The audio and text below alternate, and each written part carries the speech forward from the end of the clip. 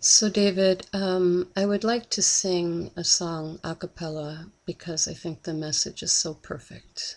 It's a Joni Mitchell song called Both Sides Now.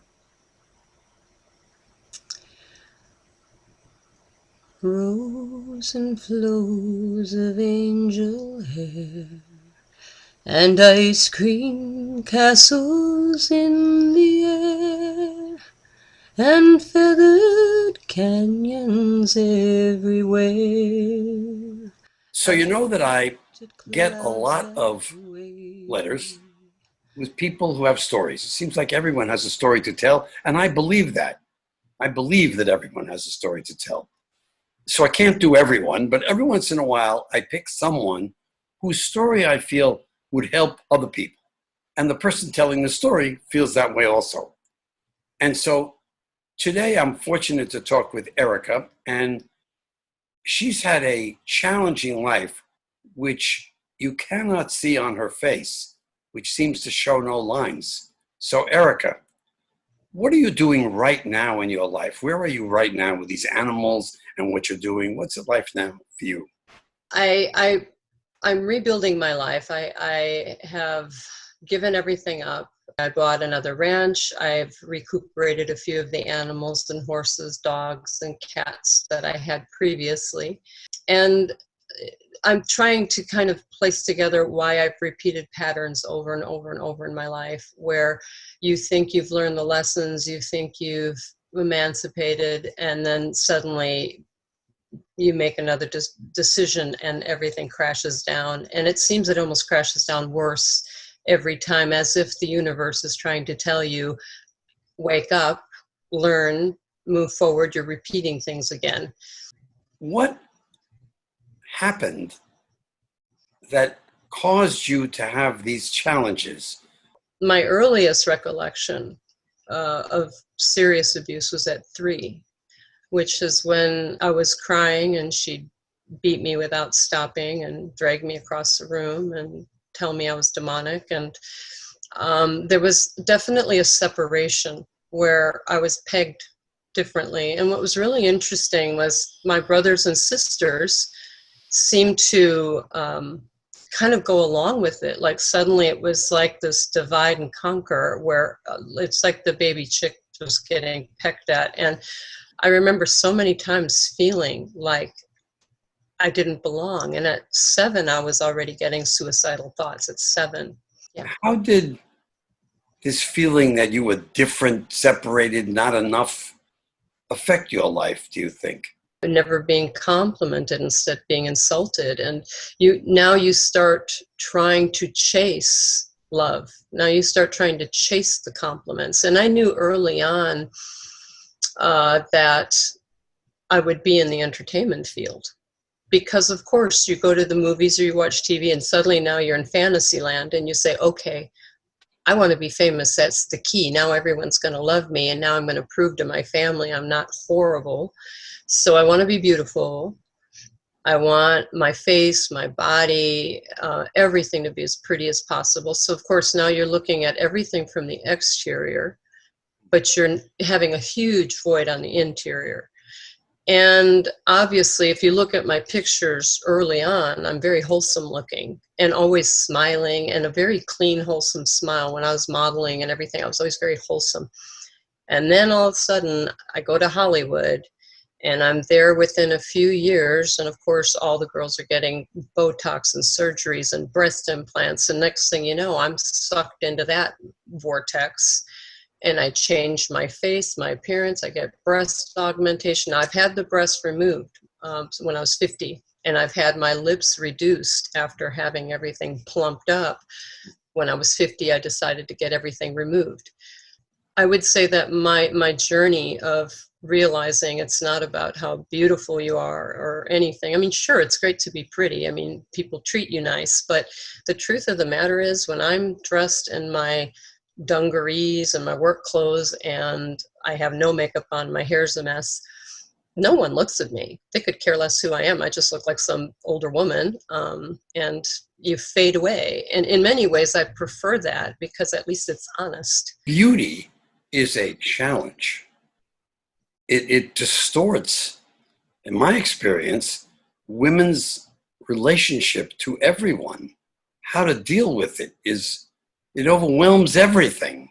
What's your view of beauty as you've lived it? Because you've modeled, you've acted, you've sung as a singer, you've been in Hollywood, and now you take care of animals. How would you describe your own experience, and for other women who still suffer with this supposed asset?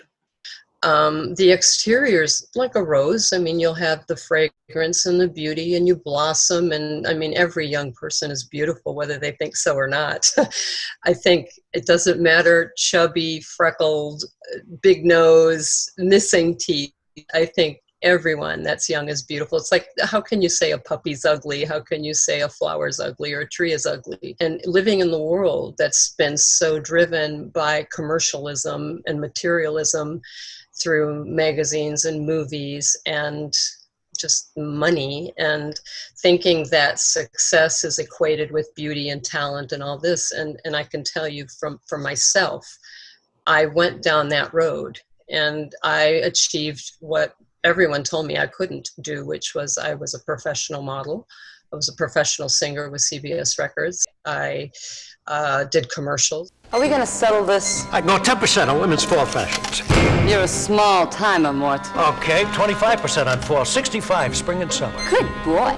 I want 50% off bed and bath. Fine, 50%. Macy's Labor Day sale. Thousands of items, every department through Monday. Save 20 to 65%. Oh, and one more thing. What do you give me on rugs? Make it special. Make it Macy's. I did movies. I just anything I ever set my goals to, I did it. And I did it through my talent. It wasn't through sleeping with this person or getting nepotism or something through a friend. I really achieved everything through auditions and through my talent and my skill.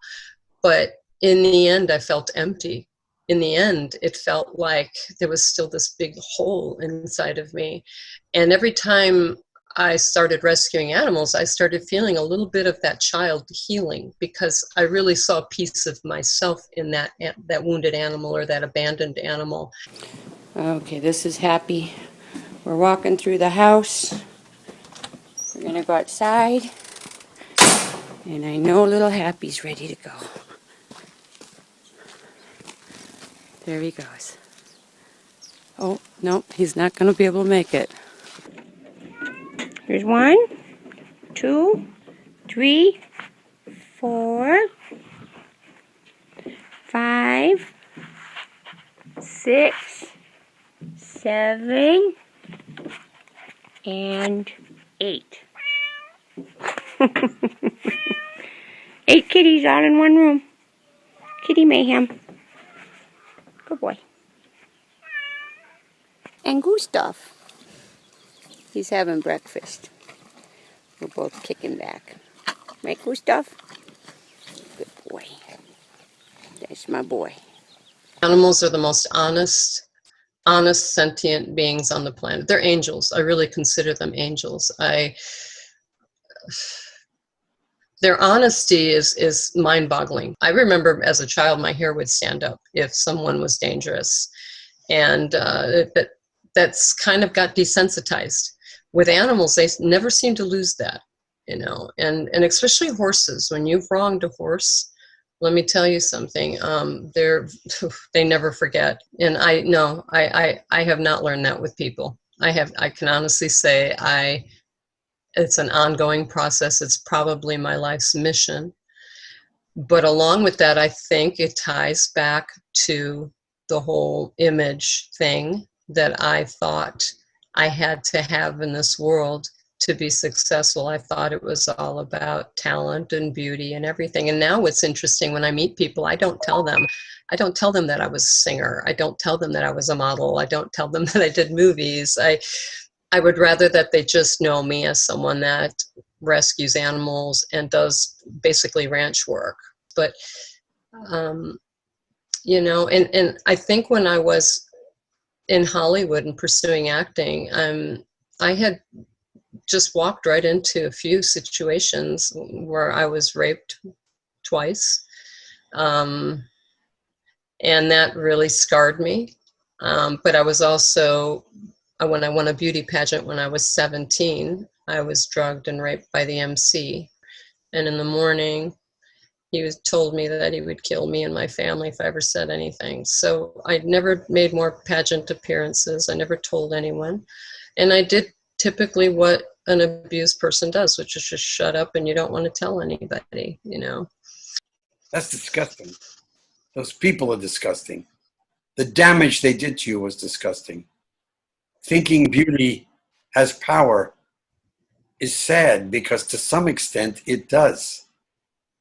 It does. I mean, in women particularly, I can see in the workplace women being treated differently if they look differently. If you're in it long enough, things are going to happen. Now, what's interesting is in the beginning, it was like I would never fathom showing a breast or anything like that. I don't know how, but after being in Hollywood and being around so many girls that, you know, were fooling around with bisexuality and everything, which was beyond me. I mean, I was a Midwestern girl from Wisconsin. I never even thought of things like that. And I go to Hollywood and these girls are bragging about how many guys and girls they've slept with. And at first you're in shock. And then after a while, you start getting used to it. And then next thing you know, you're doing a photo session showing your breasts. Then next thing you know, they're offering you a B movie part that they say, okay, you're not going to see much, you know, side profile, but you'll be nude. And you're like, okay, well, I could use the insurance. And now you start really lowering your standard where you said before you would never, ever do it.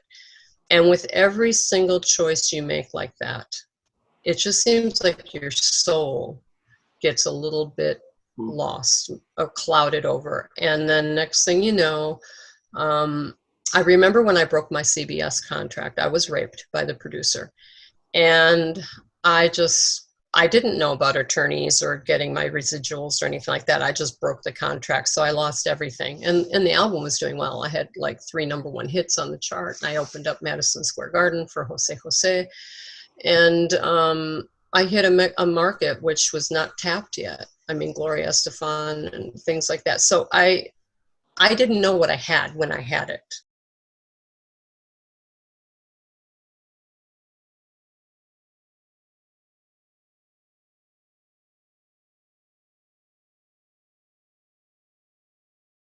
So, you know, you get scared because the thought of being homeless is scarier than mud wrestling.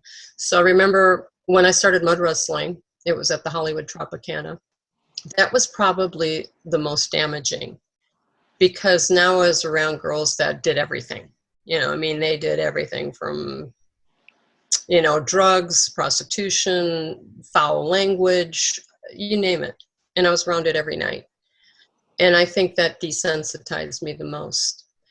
But there was also another part of me that started feeling like, okay, this feels like I'm wearing the hat that I was always told I was, which was I was worthless, I was ugly, I was dirt, you know. And then somehow I thought, well, maybe I don't deserve success. Maybe this is all I deserve. And, you know, that's when I got my breast implants. That's when I got lip injections. That's when I started swearing. That's when I started fooling around more. And I think that also had a backlash from being raped, you know, or molested. Did you rescue yourself in a moment, like an epiphany? Or how did you pull yourself out of that place and get to the place you are now, where your gentleness shows, your kindness shows, and you're with animals? It's quite beautiful. I think that after you've been in a snake pit for so long, you want to just breathe fresh air again, and you go back to nature, because nature's, I think, what we all eventually go back, like ashes to ashes, dust to dust. I think that our spirit is here to learn, and I think that there's nothing wrong with going and living an adventure, as long as you never forget who you are, because I think at the core, when you die and you take your last breath, you are the only one that can forgive yourself for the choices you've made, you know, and if you've hurt people or whatever you've done, that you've got to live with the choices you've made, the people you've been with, the careers or whatever. And this goes to people that You know, right now, as you know, on the internet, I mean, pornography is rampant, drugs are rampant, everything. And the young ones that are falling into these little booby traps thinking it's exciting, I think there's going to come a point where they're going to realize it's getting them nowhere, and they're eating up their beautiful body and their beautiful energy, and their soul is just spinning out of control, like going down a sink or a toilet. You're telling me this story on a morning, sun is out. We're being brave, you and I. And why are you doing this? And what do you hope comes from it for you and for other people who are watching? I think for me, the reason I'm putting this out there, and really honestly, I almost backed out of this 50 million times. I really did. I can't tell you how many times I almost wanted to write you and say, you know what, there's probably other people you should interview, not me. But I'll tell you, suicide is a very serious thing. And Lord knows that I've toyed with that thought many, many times. Because when your own family rejects you, and when you feel that you've never really fit into society, yes, I'm accepted by animals. Yes, I can get along in nature in the mountains. And I lived in the mountains for 17 years with very little contact with people. And I got to tell you, I do it, I mean, I'm putting it out there because I just know that the world is loaded with addictions and loaded with suicide and a lot of lonely people. You can be in a family, you can be in a marriage, but you can still be really, really lonely. And suicide's not the answer. Drugs are not the answer. Numbing it up is not the answer. I remember when I've made some of the stupidest mistakes where I've lost everything. I was in another relationship where a guy went into my line of equity in my house and took out $400,000, one clean swoop. And I couldn't believe it. And turned out he was in mafia. So he threatened to kill me and everything. And it was another one of those situations where I hid it. I didn't want to tell anybody what a bad situation I was in. And again, it was another one of those times where I was like, okay, do I fall into a pit of antidepressants or whatever, or drinking? And trust me, the thought was there to just drink myself to oblivion like my father did, you know. And I've got some of my siblings that I know got really wrapped up into antidepressants and relying on them. And I just think that that's not the answer. That's beautifully said. And I agree. My experience is by being totally myself. There's no hidden self. There's just me. Life gets a lot simpler. And then I depend upon the people around me to be themselves. And my wife says maybe I'm too trusting, but it's never hurt me. People that have known me sometimes will say, you know, you just got to let it go. You got to let it go. And I go, you know, I liken it to going, like our history going through the Holocaust. It's like saying you got to let go of the Holocaust. It never happened. The truth is, it's in our DNA. We know it happened. It lives in the DNA. You don't know how, like slavery, whatever. It's in there. And I got to tell you, I think there's an error sometimes in saying, forget the past, don't live in the past. I think it's embrace what's happened to you. It's tempered you. You know, it was there for a reason, and you can't let it break you. You have to let it actually purify you, like alchemy, and purify the gold, coal to a diamond. All the things that through pressure there comes wisdom. There comes just a depth and a strength that you would never had if you had an easy life.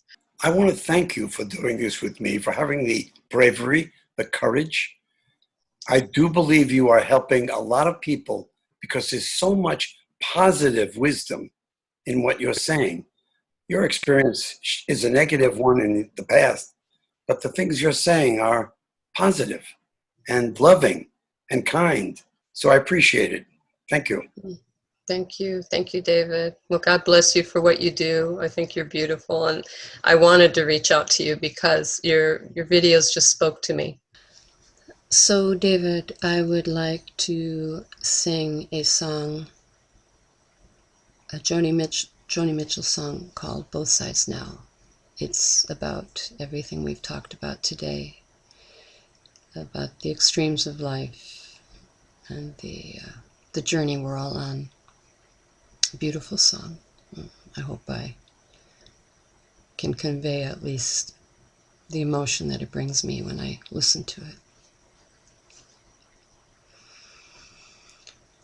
Rows and flows of angel hair and ice cream castles in the air and feathered canyons everywhere.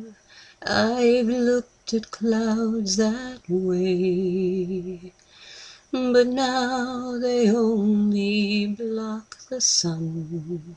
They rain and snow on everyone.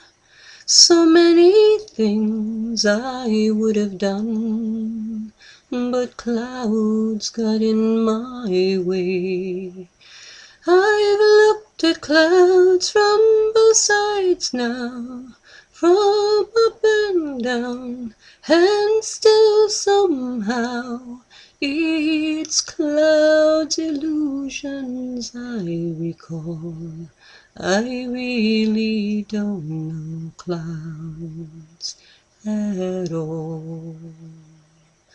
Moons and Junes and Ferris wheels, the dizzy dancing way you feel as every fairy tale comes real.